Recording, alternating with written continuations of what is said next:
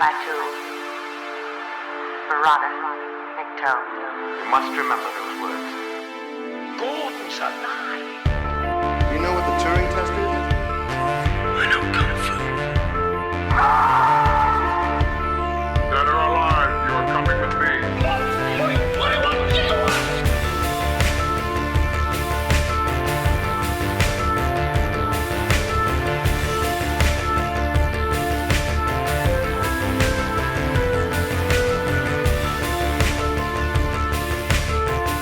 God, it's full of stars. Ladies and gentlemen, welcome back to Stories Out of Time and Space. I'm your regular host, Scott Weatherly, and as always, I am joined by Julian Darius, and today is gonna get gory. Julian, how are you doing? I'm doing great. I'm cutting myself to make guns grow, as one does. Yeah. Yeah, that's It's gonna be a fun conversation. This is going to be an interesting one. So ladies and gentlemen, today we are talking about Tokyo. I'm just going to bring it up. So Tokyo Gore Police from 2008. This is a Japanese horror, action, sci-fi amalgamation by Yoshihiro Nishimura.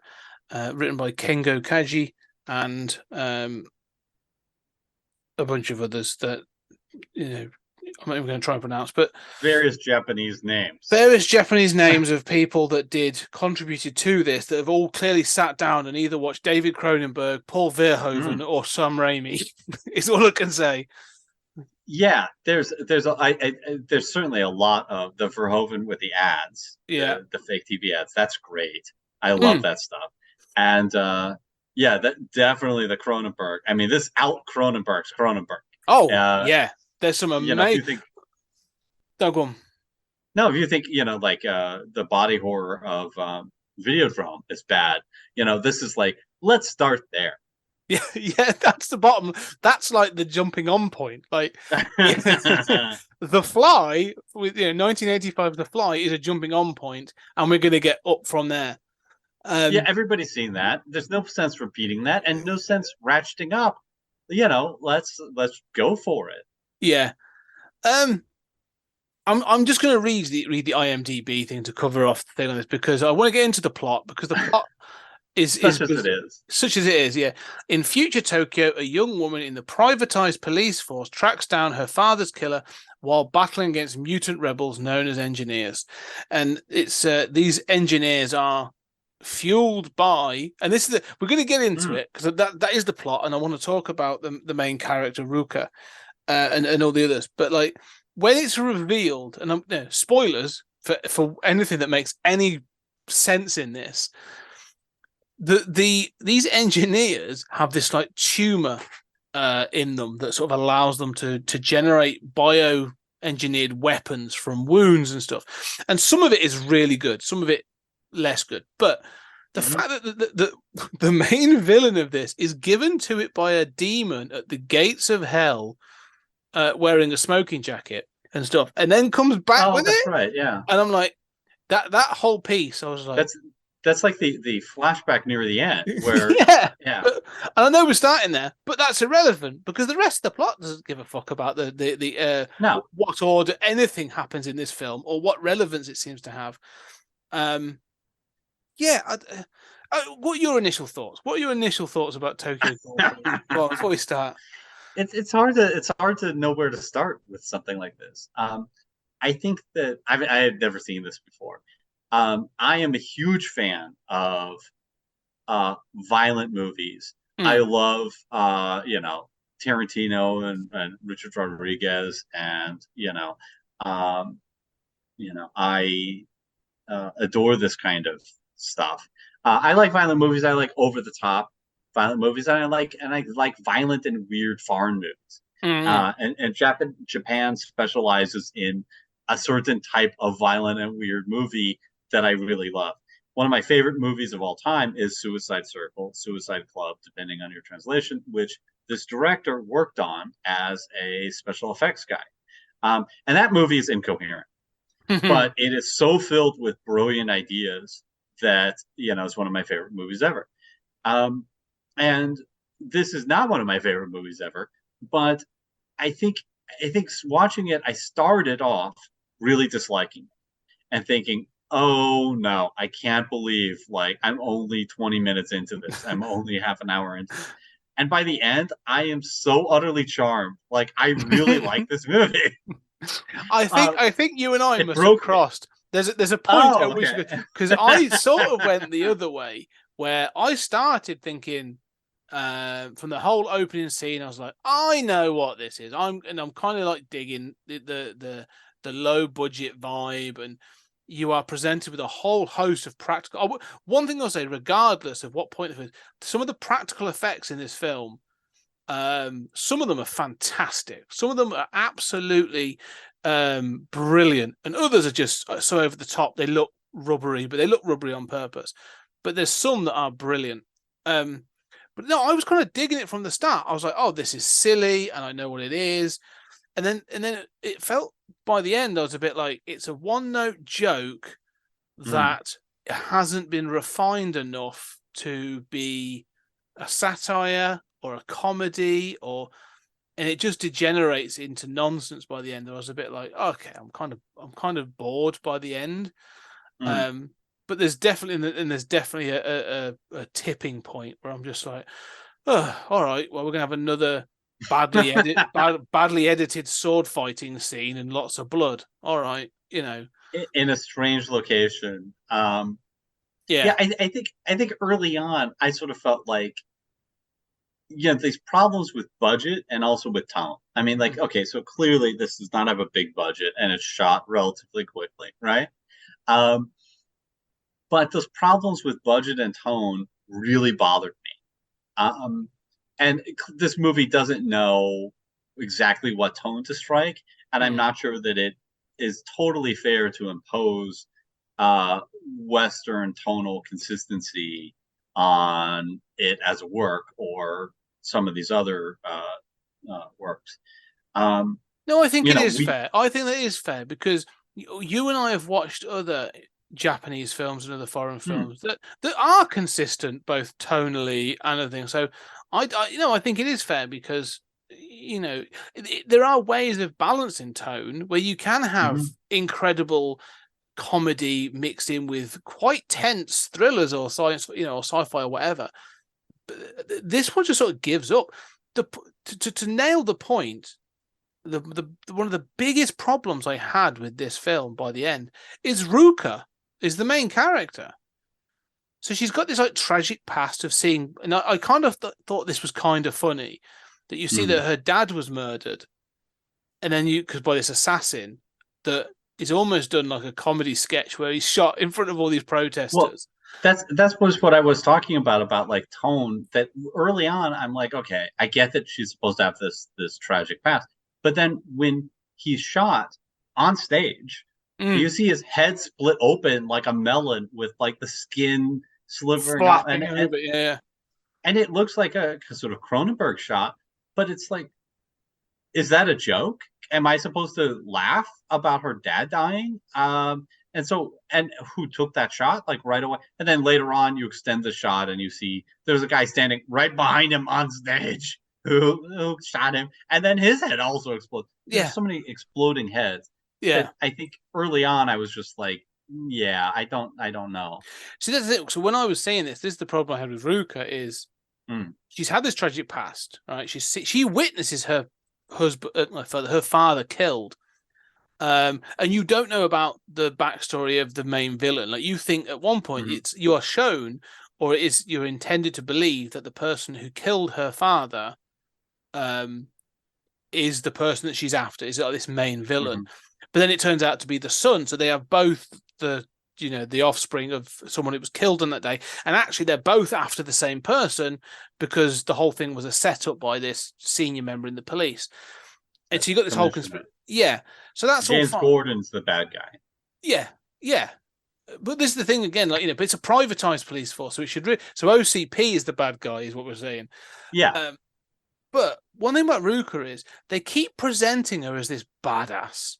And when she is fighting stuff, like her intro is they're fighting the guy with the chainsaw, and they've got and I love what was it? Although they look a bit cheap and badly made, the uniform designs, I love them all. I think they're great. I think they're inventive, and fair play to them to try and do it on the budget they had. But she's introduced by using a rocket launcher to propel her into the air. To take, and I'm like, that's when I'm in. I'm like, I'm in. I'm done. This is fantastic. I'm loving this. She's going to be like this, this cruel, she's been blunted and sort of made sort of like, emotionless by all this tragedy and everything. And she's just a killing machine now. And that's how she's presented. And then throughout the film, there's like then the scenes where she's really scared or she gets really upset. And it's like, she as a character is so massively inconsistent. There are scenes where I'm like, I'm not even sure this is supposed to be the same character. Like, it's clearly the same actress. Yeah. But I'm like, is it the same character, or is there? Are we being introduced she like got a sister or something? Like, I was legit sat there going like, is this a new character and I've missed a scene or something? Oh no, it is the same character. Like, I don't get it. It really that got to me. It really bothered me by the end of the film. Yeah, that's fair. I mean, I have trouble keeping track of the characters anyway. I think that makes total sense. I think that for me, I've seen a lot. We've both seen a lot of sort of silly, violent movies. For me, the propelling yourself up with the bazooka is sort of like, okay, like that might make more sense in Tank Girl, but we're not quite in that world, right? Like, why did she hold off? And then the chainsaw fight is really, I think it's one of the worst fights in the movie. Like, chainsaws, I'm not sure like where the chainsaws are on his body. They're kind of like, they're growing out, but we don't really know that yet. They're being cut off and they're flying into people's face, and I like the special effects there, but the timing is like so bizarre, right? It's so like Japanese, like, she jumps in, slice, the guy swings, you cut to a shot of her, she swings, so clearly it's seconds later.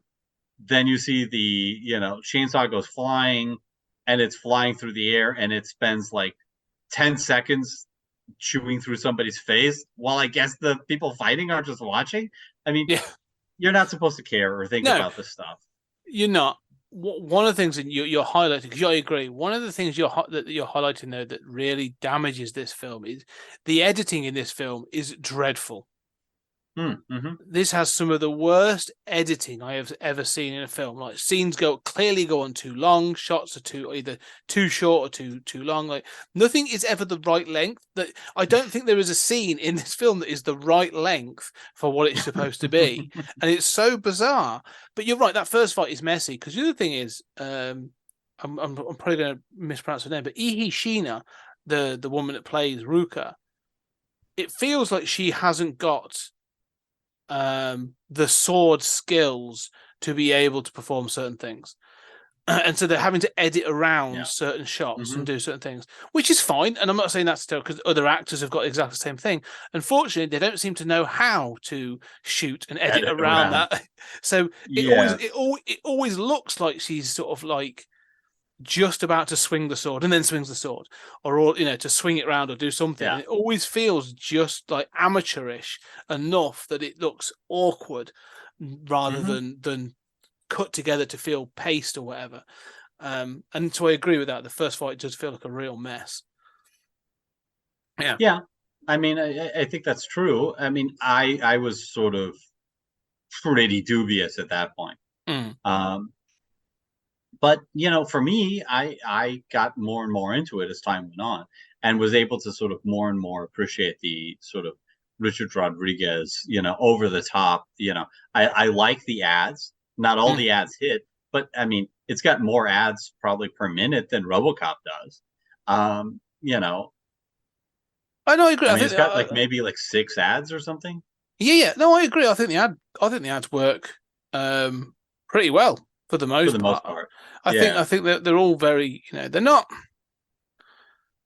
they're not Polished. yeah, they're not polished, and they are not, as if anything, we're saying RoboCop.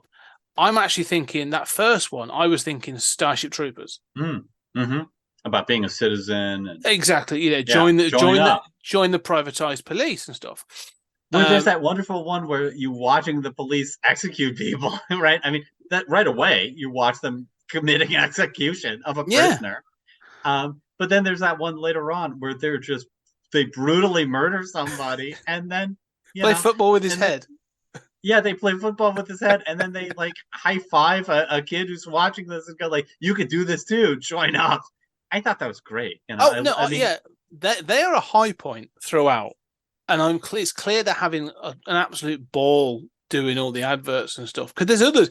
There's some of them are really like.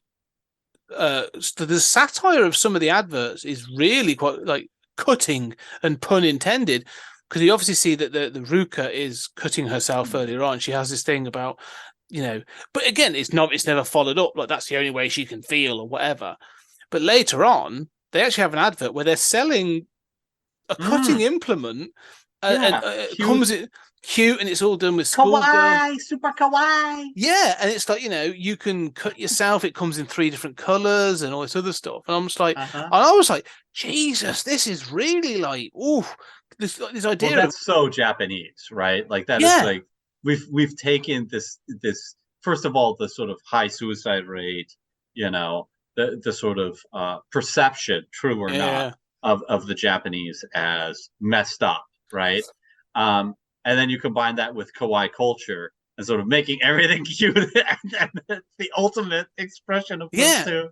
And I was like, so some of it's really on point and really good, and then others bits aren't. The other bit you mentioned, Tank Girl, but it made me think of Tank Girl, but it also made me think of Cowboy Bebop. Actually, crossed my mind watching this film. Is the strange woman who gives orders as to sort of like the dispatch, who's like the sort of sexy dispatch who sort of keeps giving orders and appears throughout the film. And at that point, I was like, I think this was supposed to be an anime.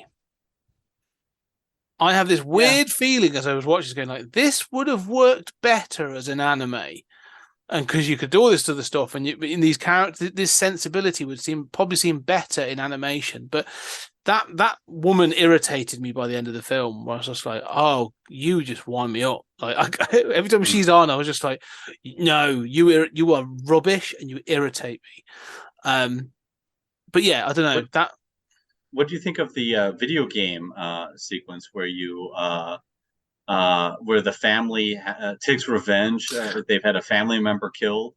I quite like that. That was a good one as well. Wii controller. You use the with the blade on the controller to like slice up the.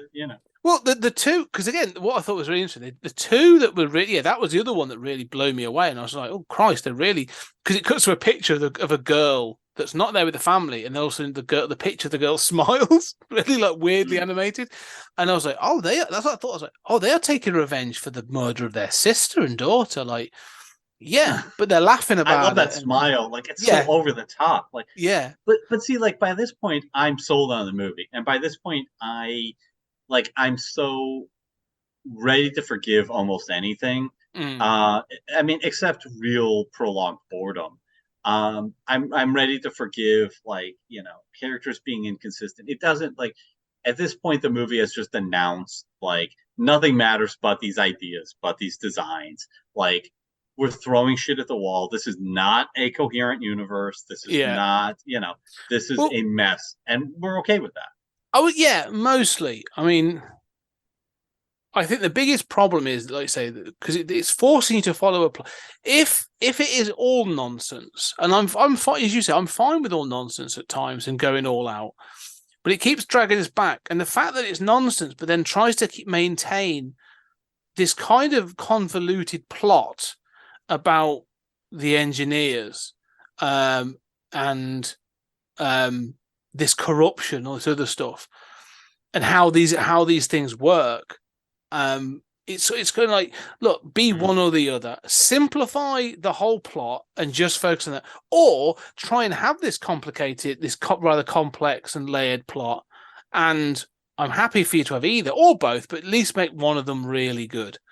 Yeah.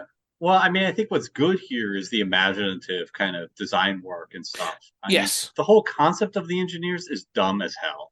Yes. I mean, it's kind of cool in that anime way of like, okay, they've got a growth inside them that resembles a key, okay, you find out it's, from the demon, it's like, okay, all that stuff is terrible.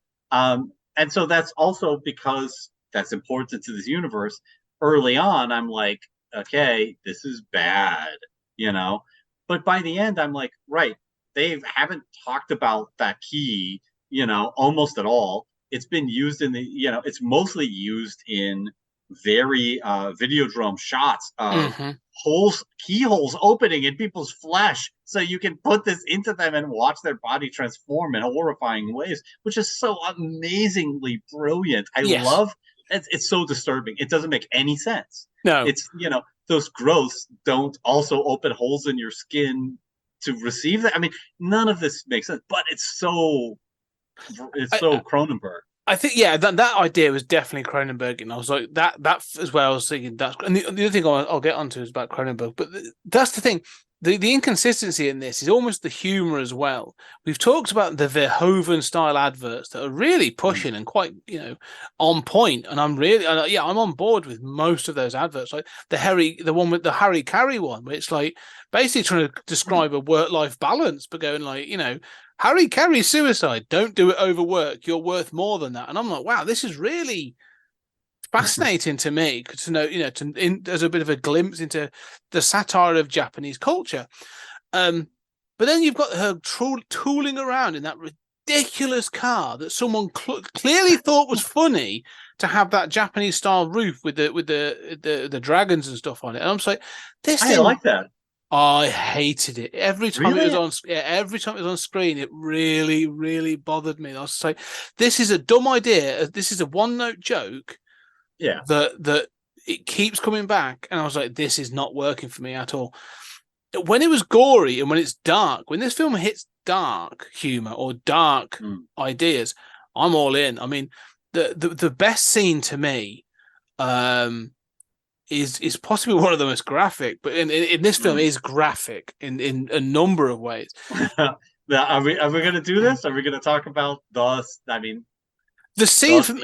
I'm talking about the scene to me that starts, and what I want to say is, so I watched this on my laptop yesterday as I was watching this. And I was watching it in the living room, and then Ellie, my daughter, came in and sat down with her tablet, and I was constantly trying to. I had my headphones on, so she couldn't hear or see anything. But I was at one point, she was like, "What are you watching?" And I was like, "Nothing that you will ever watch in your life." But the scene in the nightclub where she sort of tracks back, and you have these three women that have had body augmentations done, and one of them, and they've got numbers on, and obviously you pick the number, and then you can go and have. They're basically prostitutes, or they're sort of, they're basically, but they've had body augmentations. And the first one, and that's pretty brilliant. Oh, this whole scene is done well so far, but yeah, it's pretty brilliant. But one of the things I was kind of, you said about the baseline, right? We say about the baseline of this film being higher than most films are going to reach. The first one that you introduced to is a woman, and she's had her breasts basically cut off and then badly stitched up at the front. Like, that's the first one. What are those stitches? Like, I love that design. What are those stitches made of? No idea. They look like teeth. Like, it's really, and it's like shoelaces or something. Like, I love that design. And this is what I'm saying. And the practical effects are brilliant. Like, really, really well done. But it then goes up from there. Then they have one. What's the second one? She's got like a big like a nose extension and all this other sort of weird stuff. And I'm like, okay, that's it's the sort of like I'm gonna reveal too much. The classic thing of like the dildo for the nose, right? The strap on, yeah. And she has a couple of other things, and then the third one is like really like again the imagination. She comes out and she has a snail shell attached to her back. And covering her nipples on her breasts. But the thing that blew me is she then has perspex like tubes from her eye sockets about several inches elevated from her face, and they have extracted her eyeballs, and they are now at the end of these perspex perspex tubes. So she can see, and her eyeballs are out on these stalks, but you can see the sort of like the nerve that runs back into the head. And that legit made me uncomfortable. But I thought it was no, seriously, I was like, this is really like bothering me. But I thought the design and the imagination and the effects, they're not perfect, but it looks good. They've really tried. Yeah. And again, where they're elevated to this, and then a guy picks one of these prostitutes, and then obviously he sits in a chair, and then she is about to go. She's about to go. Well, she goes down on him, and then rips, performing oral sex. Yeah, and then she rips his penis off and spits it out across the room. And I was just she bites his penis off, causing a Tarantino Kill Bill. Every time anyone is cut, there's this massive Kill Bill like spray of over the top. So, but his penis is spraying blood. Yes, severed penis. And there's a close-up shot of her with his member and she spits it out on the floor, and you see it. It shows you. Kudos for that. Oh yeah, this film is not holding back. Like, this is a legit, like, in the sense of like grindhouse, full on. Oh yeah. Like this film is trying to shock and and offend people, and it's not going to hold back. And I applaud it for that.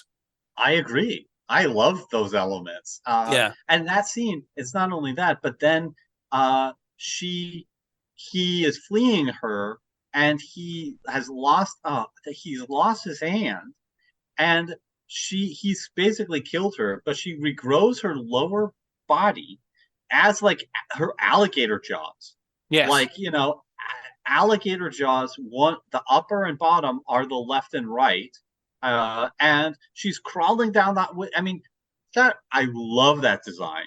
I was just like, oh my God, this is amazing. This is where, like, over the top, he kills her by taking his gun arm that's been severed, shoving it in, which is going to her genitalia. By shoving it through into the alligator, and then grabbing the nerve with his other hand and pulling it, which is, so over the top. And then he's saved, and you soon see him with a prehensile, enormous penis. Just to highlight, because this is the whole thing about the engineers. So one of the people that you are introduced to is the main villain of the piece, which you actually begin to believe is the killer of Ruka's father, but isn't. This is the son of the guy who killed Ruka's father and all this other stuff. And these engineers, it's like a tumor that looks shaped like a key, and when it's put into you, any wound that you have, it can be a fatal wound or anything, then becomes a biological weapon of some kind. It can be a sword or teeth or anything. And the prostitute, with the cut off breast, she's ripped in half, so her lower half becomes these teeth and these jaws. So that's one thing. But what you do, so she's been given this key by this guy who. All right, so I'll get to him in a minute, but the villain has given her this key while she was injured, so she's become this thing. But then this person who has been attacked and lost both his penis and his arm in his attack, he's an undercover police officer, or he's a police officer at the club. Mm-hmm. So he is then given the key. Like, I believe his head opens, and they put it into his head. Like, his face like splits open, and he puts the key in and stuff. And so he now has this ability that he's lost one of his legs, he's lost one of his arms, and obviously he's lost his penis. So when he becomes an engineer, augment thing, and he's back in his police uniform, and I love the design. Like, again, it's phenomenal. Like, this whole sequence. This whole sequence is my favorite part of the film. It makes no sense. I agree 100%. I can't believe it, but I agree 100%. But he basically has a large penis cannon, a sword for an arm, and obviously he's replaced his leg. And then he goes off to try and kill his fellow police officers on this rampage. But no, it's insane. It's absolutely it barely has anything to do with the plot of the rest of the film. Yeah, that's right. It's not really relevant. No, but that penis cannon which is like this is like a 2 foot long, and it's like fleshy. It's that Cronenberg sort of stuff. Yeah. And it's like not really clear. Like there's a protrusion underneath. Is that testicles? Like I mean, I don't know. But that cannon, it's moving. Like they've got wires in there to like make this thing move as it's aiming at people and shooting them, killing them. I mean, it's incredible. It's so trippy and so bizarre, and it's one of these things where I love these moments in cinema where you say like, I cannot believe what I'm looking at, but I can't look away. Like this is so amazing. Yeah, well, this is it. I think this is the thing where it's like that. I mean, that's the peak. To me, that whole section is the pinnacle of this film. I agree. And then beyond that, I start to lose interest because it falls back into the plot, and I find the plot is what really disappoints me. But yeah, no, I would say, like I say again, all this is practical, but more than anything is the use of. This film is both violent but sexually violent as well. Like this film will, again, will shock. I mean, if like Dumbo has to come with cultural trigger warnings like this, there's no. I will tell you now, I couldn't find this on streaming in Britain. I couldn't buy it. I couldn't rent. I couldn't rent it. It wasn't on streaming anywhere. I had to watch it through illicit means, through things like nothing illegal, but like I had the copy I got hold of, or the way I watched it through, wasn't a regular means. So it's I can see why though that people would struggle to find this. But like it is looking to offend. It's looking to shock. But also I have to, like I say, I applaud all the special effects.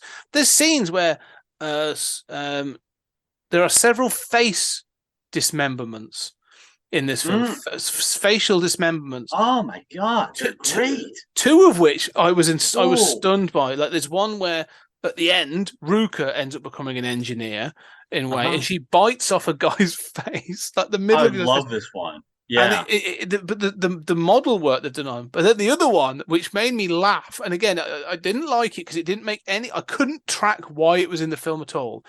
But Ruka has a friend, I believe, who's a bartender who runs a bar that she frequents, and the police attack it, possibly looking for Ruka, I think.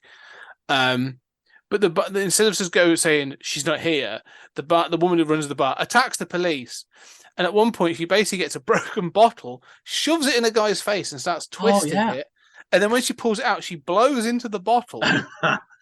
And this chunk comes out the end of it, and then you look to the floor, and it's this perfectly round piece of flesh that's the front of this guy's face.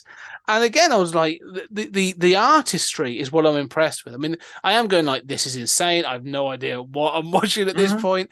But again, I'm just really impressed with the practical effects on this. When it's not going full tilt, when you're doing, like you said, that Tarantino-esque full spray, silly levels of the Sam Raimi levels of blood, I get kind of bored. I'm like, yeah, all right. But when I see some of the other practical effects, it's stunning, like absolutely phenomenal. But yeah, it is definitely keeping me on my toes. That's a good one. I love the one with the bottle. I mean, it's very, sort of, I mean, Kung Fu Hustle with horror, body horror. I love that moment. The face that she bites off with her, alligator like hand thing that she's got. Yeah. She bites it, and it looks like it's just a bitten portion of the face around the eyes, and it looks like a mask. Right? It looks like a domino mask. Yeah. Yeah, exactly. Like it's a domino mask, but made of flesh. Yeah, that is one of the creepiest things I've ever seen. It's so well done. It looks so good. Yeah, I mean, a domino mask of severed flesh. Yeah, like I don't know. That's so amazing. Like just that phrase is so deliciously wonderful. Yeah, and that's what I'm saying. Like there are scenes in this film that I applaud, and I'm like, oh, fantastic! Like you've gone all out, you've gone crazy. And there are other things like there are. I want to talk about two. There's two others I really want to mention, but I'll get to those shortly. But this is still the problem where I'm going from scene to scene, and what I'm doing is basically judging a sketch show, like a horror action sketch show, and going, this section's good, this section's crap, this section's good, this section's not. And when it comes to the end and you get the plot summing up, and you know, and you basically get to the end and stuff, like I've got so little interest, and part of it is because I don't think the actress who plays Ruka really knows what the hell's going on, so she sort of clearly isn't great. She's been in other stuff, and I assume she's been good. She's in Audition, so you know, she's a pretty good film. But based on one of my favorite novels, my novelists. Yeah. But what I got to at the end, and I wondered if this was a Japanese trait or trope, you know, of storytelling, because it reminded me of so many things. I kept thinking of other films all the time with this, but the one that the ending reminded me of was a little bit, or the whole relationship between her and the villain and the commissioner was like Ghost in the Shell. Where which I'm chasing down this thing, but by the end of it, he's so much like me, and I could actually end up being like him, or you know, I have a relationship with the villain, and it's actually the police that are the sort of, you know, I've got to fight and all this other stuff. And I was like, yeah, a bit of this feels very familiar, the setup. And so again, I was like, nothing plot wise in this film is, if anything, the plot in this film is rote. It's boring, is what it is. Yeah, I agree. I mean, what it feels like is somebody made a list of all this cool pop culture stuff that they like. Yes. And then mashed it all together, right? Like I want, you know, I want RoboCop, privatization of cops. You know, we're going to get those ads in there. You know, Ghost in the Shell. You know, I mean, this wears its influences on its sleeve. And I think that's admirable in some way, but you know, you're right. I don't think that it's kind of, you could say it's a love letter to all those things, but it doesn't come together as a coherent world, right? No, at all. But yeah, so this is the problem I'd have for rewatchability. And I say that's the thing with this. Like I've watched it once and I've gone, this kind of film where if someone was to say to me, like, what's one of the craziest things we've ever seen? I'd be like, oh, have you seen that scene from Tokyo Gore Police? Like, that's insane. Like, you know, that's crazy. Oh, would you recommend I watch it? Yeah, but don't buy it, because there's no point rewatching it, because it's never like a film you can go, oh yeah, well, I really fancy going back and sitting down and watching Tokyo Gore Police. Like, there's no rewatchability for this film other than those specific scenes. And I think that's the problem for me. That I was going, you know, there's not enough. When you think about we've talked about all the other influences in this film, you know, Verhoeven, Cronenberg, Sam Raimi, or even Ghost in the Shell, or those are the creators. They're all rewatchable. Like, for all the sort of like crazy blood and gore and stuff in Evil Dead 2, I still love that film. Like, Bruce Campbell is great, and the story is funny, and you know, there's bits and pieces I love about the film. And I feel the same of like, the more Cronenberg I'm now watching, the more I'm going like, yeah, there's something really rewatchable about Cronenberg films, and you know, but with this, like, it's just the special effects. Do you know what I mean? It feels a little bit like someone in special effects has got, you said, has mashed all this together and gone, this will be our show reel to get other work. Yeah. I can kind of see that. Yeah, I don't know. You know, trying to remember. I was going to say, yeah, I would watch this. I would watch this before I watched Army of Darkness again. Ooh, I don't know about that. That's a tough call. I love to, yeah. But yeah, I can see what you're saying. Yeah, all right. Like, you know, if I'm just going to go like, yeah, I'm not really going to pay much attention to the plot. You know, I mean, I will say, like, this makes me feel a little like a kid. And I think that, like, I am so cerebral, and you know, even my friends will tell me I you know, like, you're overanalyzing, you know, like I'm like, well, yeah, but this doesn't make sense, right? I don't know how that's overanalyzing to think about what it is you're watching. But you know, so normally I just, like, I'm a writer, so it's like watching something, you know, I'm seeing the structure you're using, you know, I see how you're setting stuff up, and you know, and you're much the same way, in terms of how you're suggesting to improve these films. Um, Movies that are sort of violent and inventive, but in this very adult way, that admit, yes, not just that violence exists, but sex exists, right? We're not in this weird, like, adult version of a Disney culture where, there aren't kinks or something. There's something about these kinds of universes that I find myself having a sort of childlike response to, in the same way that, like, I'll hear somebody talk about, say, like, Guardians of the Galaxy, and they're like, dude, like, it's got a living planet. I'm done, man. Like, that's the best. What more can you say? What more do you want? I'm like, I don't get that at all. Yeah. But with something like this, I'm like, it's got a gimp, who's got, like, swords for arms. I'm done. Like, or it's got a sequence where a chick's got an alligator head for, her bottom half. Like, I'm done. Like, I love it. And so there's a kind of childlike response in me. I see what you're saying. And I agree. Actually, that is I do sort of see that response, and there was, and I get with the scenes. It's one of those things, and again, I this film just one of the things, and maybe it's the problem with this film, is like it triggered so many other thoughts in my head about other things.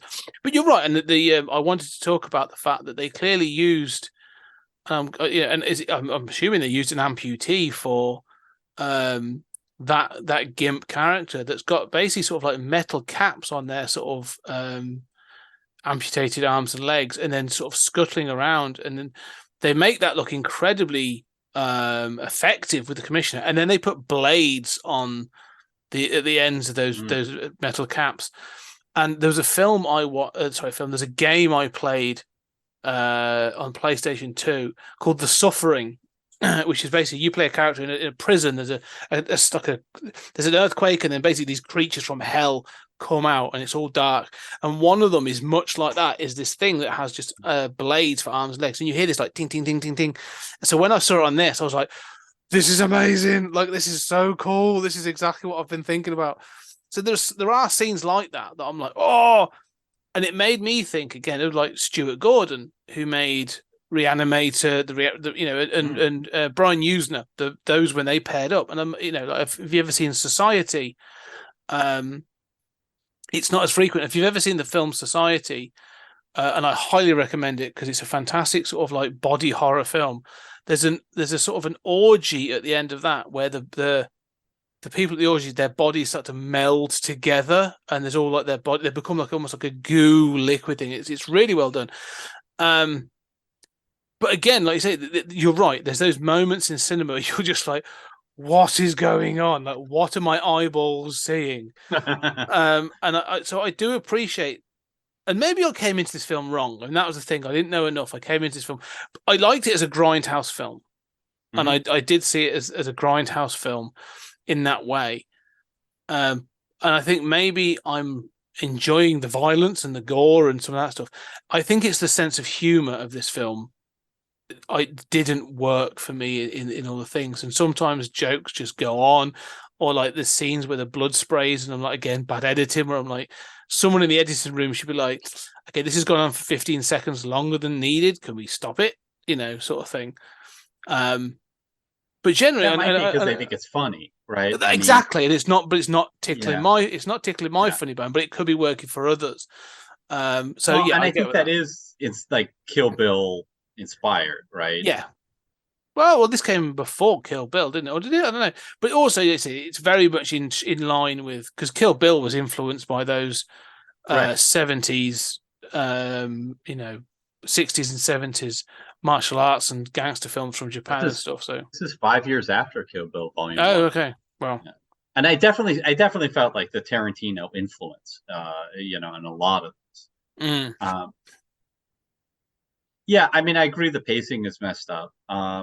Yeah, I mean, that Gimp character is fascinating. I mean, I love the design, right? Like, I love the design, even when she's treated as a pet, like it's almost a he. It's a he. Yeah. Oh, really?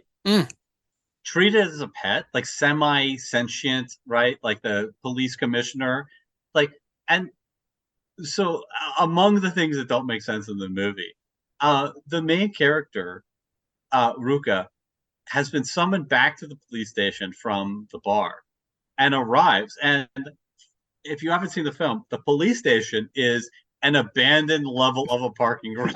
Like, Yeah. there's not a single desk. There's not, No. like, it's clear they just couldn't rent a police station. It is the weirdest thing. Like, you could see that in an anime, right? Like, where you're just like, why are they doing this? But I wouldn't like it in an anime. But, I don't like it here. It's so she comes back and she sees this menacing man with this gimp character who's in chains, and it's really stunning design, and you think they're about to fight, and then it's revealed, oh no, this is a surprise party for her. Yeah. Which, okay, that's fine, but how does she not apparently recognize anybody? And then, so obviously this gimp gets the swords and has the sort of like sword spider thing you're talking about, that nightmare fuel thing. And then at the end, gets machine guns for attached to the legs, which, is probably Rodriguez. Yeah. Influence. And also, this director worked previously on Machine Girl. Yes. Yes. So, like, but I love the idea of the spider person with machine guns for legs. Like, I mean, I'm sold on that stuff. Yeah, there is so much. There's like scenes at work, but like you say, there's just some scenes that sort of and I wonder if sometimes, like you said, the budget doesn't work. The lack of budget sort of really does affect it. Because there's another scene where, like, a guy, he finds a bit of broken biro, and draws a syringe. He says, "Oh, I'm so exhausted. I wish I could do some speed." So he draws a syringe with a biro on his arm, and then basically acts like he's high, and then that's just it. Like, it never seems to come back. It never seems to it never impacts anything that I can think of. And I was just like, wow, that was weird. Like, I don't that it just a guy on his own in a parking lot that was just sort of like, it's bizarre. But yeah, you're right. But I like the fact that, like, the gimp clearly is just part and parcel of the police force. Like, she knows it exists. Like, she's not shocked by it. She's just like, oh, it's just the commissioner and his gimp pet. Like, it's bizarre. But the other thing is, like you say, how shocking it is. Later on, when the commissioner knows that he's been found out because he was the one that orchestrated. Because you find out Ruka's father was. The protest was against the privatization of the police force. That was why he was killed, because he was almost like the last thing that was stopping them from privatizing the police. And the commissioner was behind the assassinations and all this other stuff. Mm-hmm. But he's found out, but then he gets the gimp to come over. He takes the gimp's mask off, and then the gimp goes down on him. And at that point, I was like, oh, and this will cut away. Nope. It's sort of like, it doesn't show anything, but it goes to him basically enjoying the act at the desk. And I'm just like, yeah, all right. I'm feeling really uncomfortable. Like, this didn't need to be in it, but fair enough. Yeah. I like that. I like that uncomfort, that feeling of discomfort. Yeah. One of the things, I mean, I realized my sense of humor, we have a similar sense of humor. My sense of humor and a lot of my enjoyment of art is based on making people feel uncomfortable. And I think I'm a very easygoing, likable guy in real life, but, like, my humor is all like making the audience wrestle with their homophobia in real time and watching the nervous laughter as nobody knows what to do, right? Yeah. Or things like that. And so I really dig, it's not the only thing I look for in art, but there's a part of me that does sort of say, oh, right, I feel challenged by this. Good. That's a good thing. Yeah. Yeah. And there are scenes where I am a bit like, maybe I'm more of a prude than I thought, but there are scenes where I'm like, I'm like, this seems to be going on for too long. Like it's like that thing of like telling a joke, or like they go, oh, it was funny, but now it's sort of like it's not. We need to do the next thing. And again, but there might be other people who find it really funny, and as you said, the uncomfortableness is part of that thing, the nervous laughter, and seeing how people react to it. So Well, it could this be. is often the difference between horror and comedy, right? It's horrible, but if you go on long enough, it's just bizarre, right? I mean, like, our bodies are bizarre. And I mean, if you cut off somebody's hand and they're screaming, it's terrible. You show the close up, it's a horrible, shot that's designed to upset you. But if you just focus on that stump spouting blood for 2 minutes in extreme close up, people will start laughing because they don't know how else to respond, and it's upsetting on a different existential kind of level. And I love those. I kind of love that thing. Some of the funniest jokes are just somebody makes a joke and just holds it too long, and then I don't know.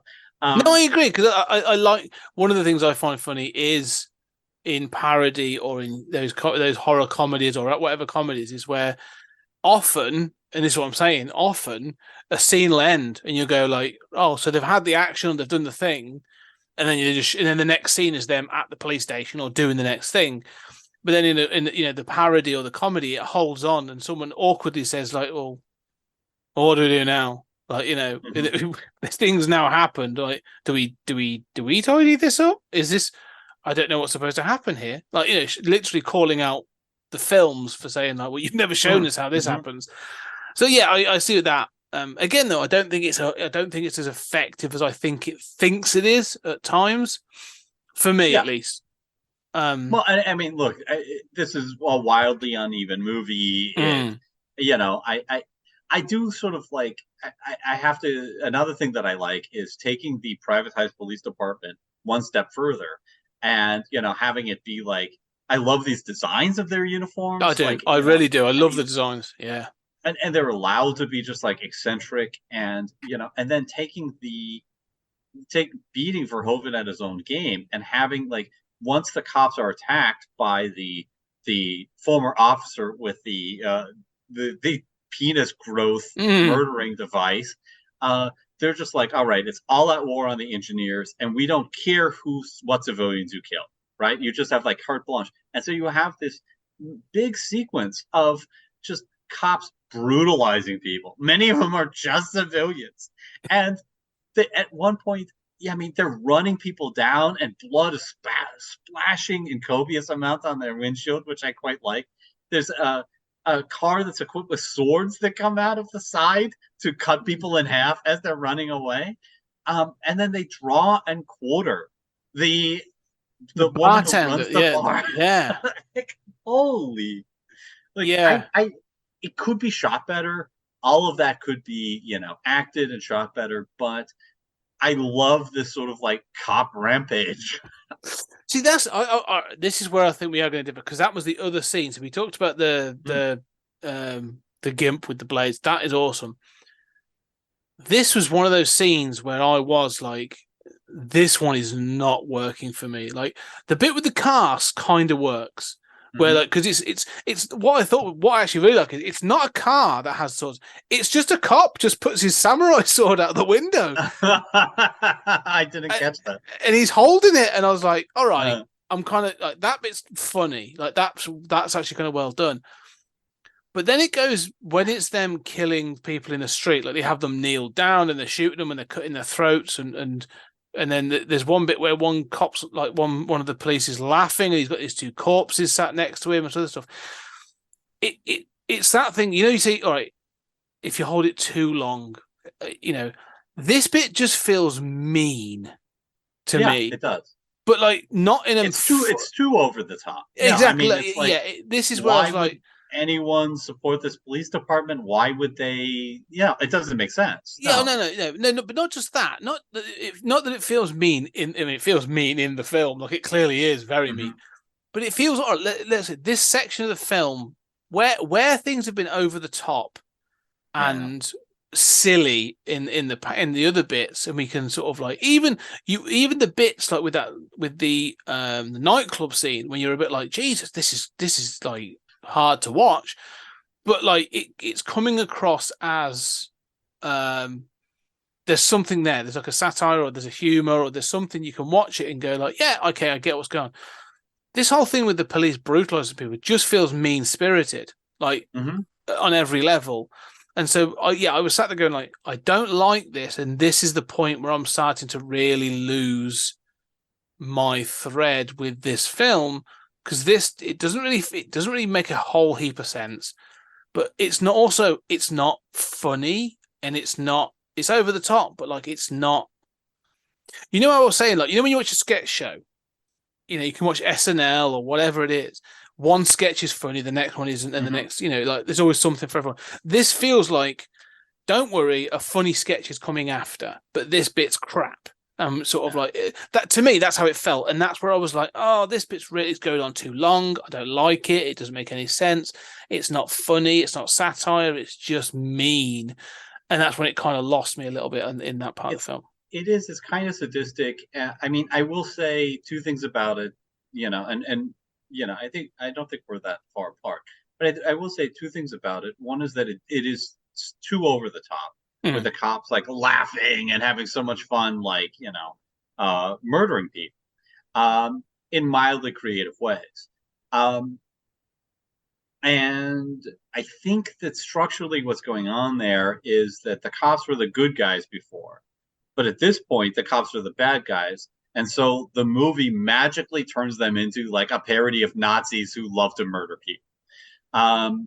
Which is funny, but they've been that throughout the film, but in a comedy way. Like you've had like your Nazi Starship Trooper kind of things going on. Oh, but this is where they. But you've already seen the adverts of them like shooting people like at the beginning of the film, so it's already told me that they're the bad guys, because that they are, by telling you that they're privatized and they've done it. They already tells me the bad guys, and that Ruka is a part of this bad group, but it sort of just pushes it. So I don't know. It's lost a bit of the subtlety that actually I think exists in some parts of the film. This part is just a hammer blow that wasn't needed in the slightest. Yeah. Well, I mean, imagine if Starship Troopers has some of that, and they talk about killing their own guys, sort of casually. But imagine if, like, if it went this route, you'd feel a little different, right? You'd say like, yes, we all know you're the bad guys, but it just feels so over the top with the maniacal laughing. I could live with that. I do think it's that they're the bad guys, so now they're the super bad guys, right? Yeah. I mean, they were bad guys in the sense that Judge Dredd is the bad guy, right? Exactly. Yeah. Now they're just the bad guys. Yeah, this is like if Dredd came out and just started curb stomping like every citizen for no reason. Like, you're like, right, I'd like to read. Yeah, well, that's probably closer to John Wagner's original idea, but yeah, it's that thing of like, you go, I get the point. Like, I got the point 3 scenes ago. You don't have to keep doing this, sort of. Well, I'm not bothered by that personally. What I would complain about is that it should be, if it's just sadistic and it's their creative destruction around town as they're let loose, and all these cop energies that they joined for these horrible reasons is let loose, they should be a little more creative with it. And like, let's have some close-ups of them slitting people's necks and stuff. And it doesn't really do that. It's more focused on them laughing as they're shooting people, and like they're drawn and quartering this woman. They're in cars. They're not watching her be torn apart. I think that we could have had more close-ups and more disgusting shots, in a movie that is willing to go there. I was surprised that it didn't disturb us as much, except through them enjoying it. Yes. But yeah. But the thing is, it's that thing of enjoying it. One of the things I say is being spirited. If it felt like a mission, if it felt like a we don't know who could be an engineer. So we've got to start being brutal towards certain kinds of people. But when they are dismembering the woman who owns the bar, like they're drinking, they're eating. It's a party. It's become a party, and that's sort of what felt like. You said, there's a total mess, but like that felt really out of place. Because the other thing as well during this weird montage is another female police officer. I think she's a female police officer. I don't know if it's a film or an advert. I have no clue. But there's a film where she comes out and she's got like a spear with a blade on the end of it, and she fights an engineer that then sprays acid out of her breast. Like she's got and then she melts her with this acid stuff, and that's kind of cool. That's well done. Like they have that skeleton sort of staggering towards the camera and stuff.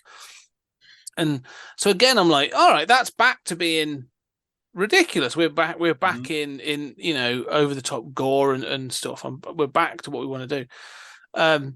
I don't know who that character is because you've never met her before, and it's in a completely it's in a like a different, not just a tonally different, like it's coloured different to the rest of the film. I didn't know if it was supposed to be an advert or a film. I had the same thought. I think it's another advert, but right, it's not clear. I had the same reaction. Yeah. So yeah,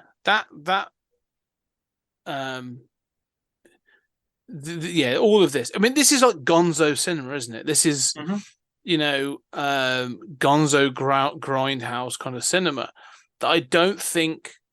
I don't know. Maybe I missed the point, but I don't think we make it in the West as much anymore. Like you had like Trauma that did this kind of thing in the 80s and 90s, and it just doesn't seem to exist anymore. Well, and even though I really kind of hate Death Proof, I'm a huge fan of what Tarantino and Rodriguez tried to do with. The Grindhouse Double. I agree. I don't think they're great films, either of them. But I appreciate it. I think the trailers in some parts are the best. I mean, Machete is at least the first Machete film is actually pretty good. The second one's not so good. But I agree. That sparked a bit of this. Like there was almost we got this because there was a film. Was it Hobo with a Shotgun? And there was a couple of films like this, like Wolf Cop and some others that sort of started it, and then they sort of died out again. But I think it's a shame we don't get every now and then this sort of like spike of like Gonzo cinema. Yeah. Well, and there's still some of it happening, around the world. I mean, don't forget, what is the one with Elvis and John F. Kennedy fighting? Bob Hotep.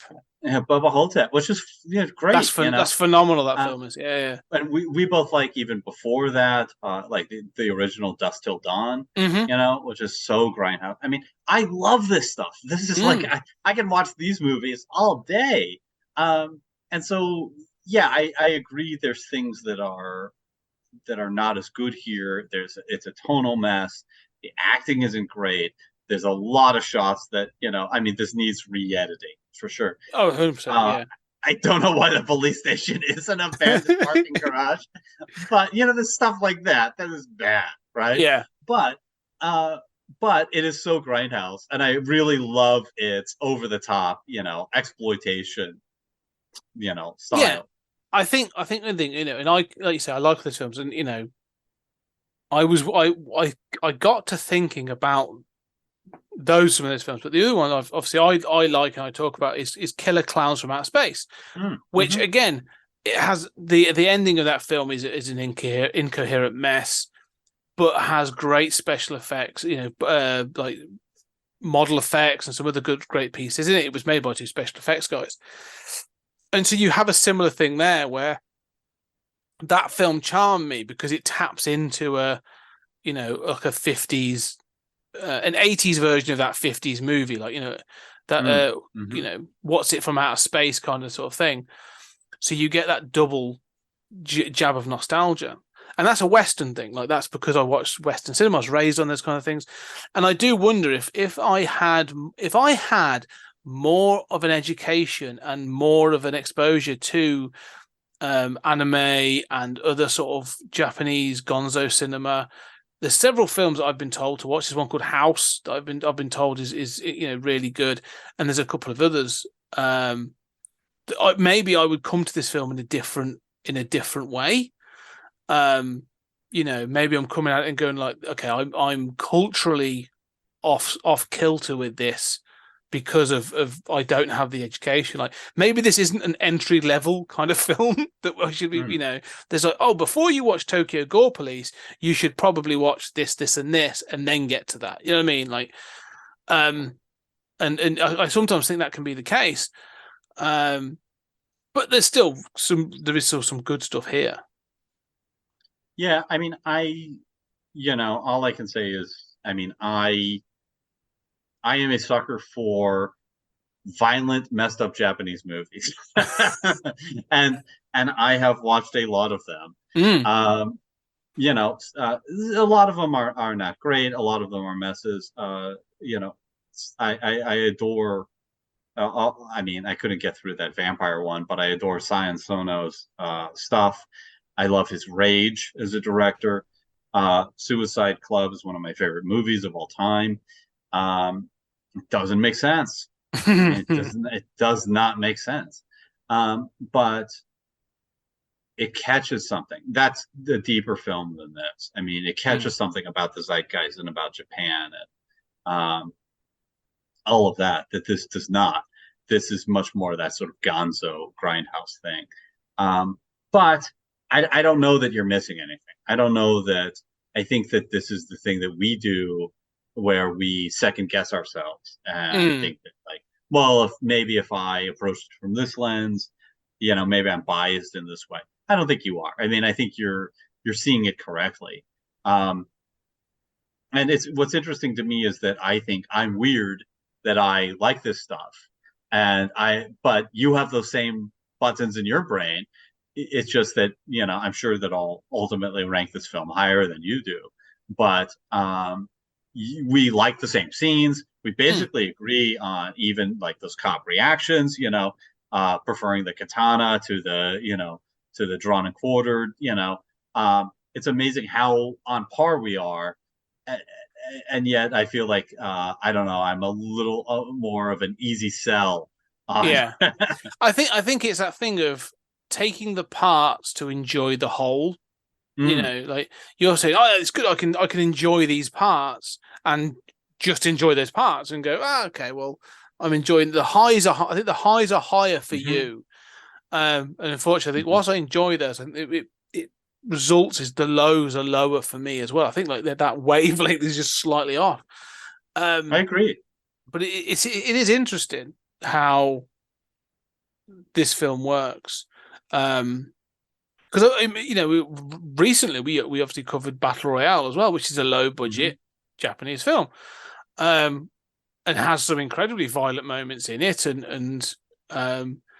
but like, and again, we were slightly off on that as well. However, I would say Battle Royale has a theme and hits certain points, both sort of like emotionally as well as sort of like viscerally, that I think this film wishes it could get to. Now, this film shocks on a different level altogether. However, I would still say like but there are scenes in Battle Royale that are just as shocking in a very different way. But it achieves something. Like Battle Royale is clearly a better made film than this. And so, yeah, it's one of those where I think if you took this and re-edited it and tidied it up, it wouldn't reach Battle Royale levels. But like, I think you think, yeah, would it be a better film? Could you polish this and make it a better film? Well, I think it's interesting how we judge films, and I do think that I tend to be biased toward those peaks, to those great moments. It's sort of why I prefer personally Miracle Man to Watchmen. I mean, Watchmen is much more consistent. Miracle Man has some low lows, but it's got highs that nothing else can touch. And I feel like but I feel like a lot of the movies that I like. I mean, I think partly what I'm conscious of, and it's not that I don't want movies. I agree with you about Battle Royale being better. It's not that I don't expect movies to be consistent and to, it's I think part of it is that, like, I am very conscious of how inconsistent other movies are. I think, like, Blade Runner is wildly inconsistent. I mean, it's got, people remember those highs, but it's astounding how much of that movie nobody remembers. And then I think about things like, I found myself thinking of John Wick as you were talking, and there has been, I think of that, and I think it's a better movie, Fury Road. These sorts of movies that are very one note, that get praised.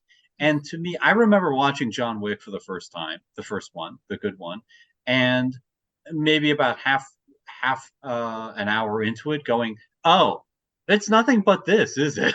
Yeah. Like, there is no plot, there is no character whatsoever. A guy who's angry getting to express that is not a character, right? Like, this is more cardboard than any role Clint Eastwood ever played, and that's saying something. And that's part of its charm. And now that is very slick. It's not doing anything else. It's a coherent world. It's very slick. It's very high budget looking. This is very inconsistent. It's very low budget, but I can kind of have like a trigger that goes off in my brain where I'm just like, oh, it just wants to be judged as this grindhouse kind of thing. And even its ideas, quote unquote, that's just a riff on RoboCop. Like, that's not a real idea. That's not exactly. That's one of the things. You're right, and you're definitely right about, like, John Wick and Fury Road. And I love Fury Road more than, I think I like Fury Road way more than John Wick. And I think George Miller definitely has that sort of that gonzo style where you'll see something and go, like, what are they doing? Like, why did they do this? But, like, but one of the things I mentioned about trauma films, and I think there's a moment in your, for me, that's what it makes it. There's a moment for me in my cinematic education, or my cinematic sort of history, where I was of an age where I was watching things like, Toxic Avenger and Samurai Cop, what's it called? The Kabuki Cop, and all those other ones that sort of like Trauma did, Tromeo and Juliet, and Newcomb High, all those crazy, terribly made films. But I was watching those in my teenage years, and I was eating that stuff up because it felt illicit. It felt, like, oh, I'm seeing something from the darker corners of cinema. Like, you're not supposed to see this stuff, like, and so I was eating that stuff up at that point, well into sort of like probably my early 20s. And then so I think that with this film, or maybe that's just where I am now, where I'm sort of watching films and going, yeah, I want to see something that holds together. And I will praise certain parts of this film, and I have done. I think there are parts of this film that are incredible. But if I'd have watched this film when I was 16 to 20, this would probably be up there on those lists of films, because I was coming at it from a different sensibility, where I could be like, he just bit his face off and then it bled for an hour. Like, that's mental. Like, you know what I mean? Like, I wouldn't know what to do with this film if I'd have watched this 20 years ago. And so that's I think is a part of it. But yeah, it's not to say this film is terrible. Like, I think there are some fantastic moments in this, but I think, as a whole, I think it's sort of like it doesn't quite work for me in the same way that other films have, of a similar kind. Yeah, I mean, I think that's totally fair. And I know we're running out of time. I would just say, like, on the one hand, this is not a good movie, right? Like, it does not have a vision. Yeah. Neither of us think it's well acted, or, has gripping characters, or, coherent idea. I mean, it's a mess. On most of the ways that we judge movies, this is not a good movie. On the other hand, it has scenes that I think every man, woman, and child should be forced to watch, preferably with their Ludovico, things in their eyes. Clockwork Orange style, yeah. Yeah, it's mind-boggling and so cool and so awesome, and yet, yeah, I mean, it fails as a movie in certain key respects. It's one of those where I think, if I would say it's homework, because you can enjoy this film, but it's one of those where I think, like, it carries its influences on its sleeve. So if I was going to recommend, I want to watch something Cronenbergian, but go watch Cronenberg, go watch Videodrome, go watch The Fly, go watch one of those if that's what you're looking for. But if you sort of want to be, if you want to watch something that's ridiculous and going to push some buttons and actually may offend you in some crazy way, all right, give this a go. But the problem I have, and I'll frame it, this is my final thoughts. The problem I have is, because some of these are so terrible, some of the parts of this are really, really bug me, and really, the meanness of that police rampage, and how bad some of the acting is, and some of the editing on some of the fights is so distracting, like Power Rangers level bad, and stuff like that. However, that whole section with that nightclub scene could be up to the girls dancing on the stage, up to the guy being attacked. Up to him then going back and shooting up the police station, and everything that section could be lifted wholly out of this film, and you could just watch that. That's it. You just need to watch that. It's probably about 10 minutes long, if that. Probably about 10 to 12 minutes. Just watch that. That's all you need to know. That's the best part of this film. It works as a cohesive sort of like weird short film, maybe. But like that bit just works for me as the best part of this film. So I'd hold on to that. Anyway, yes, go on. Any final thoughts for you, Julian? Well, I like that idea. I think this would be like an amazing 60-minute film that you just don't take that seriously, but are just gonzo by. And I like what you said about trauma. If I had seen this at 14 or 16, I would have said, this is what I want to do with the rest of my life. I want to make this like this is. I'm done. I know the meaning of life. Yeah. No, it is. I can see that, and I think this is one of those things of like, you watch illicit films when you're a kid, and sort of the films you're not supposed to watch. This is. I can see this being on that list, right? Yeah, you're going to watch The Toxic Avenger. If you're going to work through, you're going to watch, Faces of Death or whatever it's called, and you're going to watch something like Tokyo Gore Police. And as a teenager, you're going to go, these are insane, and wow, I didn't realize you could get away with this kind of thing. And so it's there, and it'll act as that. I know what you're saying, but it's not going to win any awards. It's not going to win any awards. So anyway, that is Tokyo Gore Police. I think it's done well. Oh yeah, go find it. It's on. I watched it on Tubi. Actually, was it called Tubi? Yeah, Tubi. Tube. Yeah. So I found it on there, and it was good.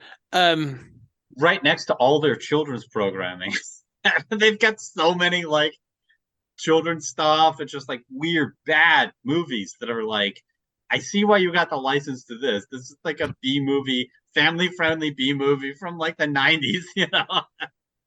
I because it's free. To watch and stuff, so I have got my wish list on that. My to watch list started to expand, and some of the stuff in there is awful programs. I was like, I know this is bad, but I kind of want to see this. Okay, anyway, we are progressing, and this is not, we've done, we do look at a foreign film mini run at the moment. So we've done relatively recent foreign films too. Yeah, and they're good. So we did Time Crimes, which was Spanish. We've now done Tokyo Gore Police, which is Japanese. So the next episode is going to be Hard to Be a God, which I believe is, I don't know, is it Italian? Russian. It's Russian. So Yeah. Russian. So yeah, so we are really The second Russian film. Yes. We've done multiple Japanese films. We've done two Oh, yeah. Spanish. We've done two Spanish films. Maybe it's worth putting up. Like we should do a little map of all the No, places we've I watched can films tell from. you, Tokyo Gore Police is our 5th Japanese film. Wow. Yeah. So, and yeah, so we've done 5 Japanese, 3 French, 2 Russian, and 2 Spanish. I'm guessing that you've introduced most of those. Well, the Godzilla ones have been sort of mutual. Yes. Yeah, I think the rest are all me. I think Godzilla ones were you. Yes, I'll have to. Yeah. I'm gonna step up my game. I think for next season, we'll see if I can introduce some foreign films. Anyway, yes. So next is a Russian film. We're back to Russia, and we're going to be Hard to Be a God from 2013. So yeah, I'm looking forward to that. It's going to be an interesting one. But yeah, just to know, so we've got beyond that. We're coming to the end of the season. Actually, beyond that, we've got Blade Runner 2049 and Possessor. So really, we've got 3 films left in season 4. So we are ploughing through these. So, ladies and gentlemen, anyway, if you've enjoyed this, if you thought Tokyo Gore Police is a masterpiece and we have been wrong in our criticism of this film, or if you've been able to watch it and you were sick in a bucket whilst you were sat there watching it, I want to know. Let us know. Reach out, find us at Pod Time Space, or even better, come and talk to us directly on our Patreon. That's www.patreon.com/20cg media. There's all kinds of bits and pieces on there. We've got Trekking Through the Twilight Zone is coming well into the 3rd season and beyond. I do 30-minute thoughts and a series of other podcasts on there. And we are doing now Patreon exclusive adjunct episode material. We've done what have we done? We've done Hitchhiker's Guide to the Galaxy, the BBC miniseries, yeah, Battle Royale 2, Battle Royale 2, Requiem, yeah, Transformers, the animated original series, 3 episodes, from the 1984 animated. Yeah. And I'm sure that, as we go forward. Oh, and for Blade Runner 2049, we have lined up is the shorts they did to fill the gaps between Blade Runner and Blade Runner 2049. So we will be doing that as well. So go check out the Patreon for more of Julian and I doing stories out of time and space. Anyway, for now, Julian, as always, it's been an absolute delight talking about Tokyo Gore Police. Probably more fun talking about it than watching it. Maybe we'll see how I feel about it when we come to the review. Yeah, I will just live forever as the man who forced you to watch a penis being bitten off and spit out of somebody's mouth. I'm done. Yeah, my life. I think the podcast is over. We're done. Moving on. Anyway, ladies and gentlemen, thank you very much, and we shall see you on the next episode.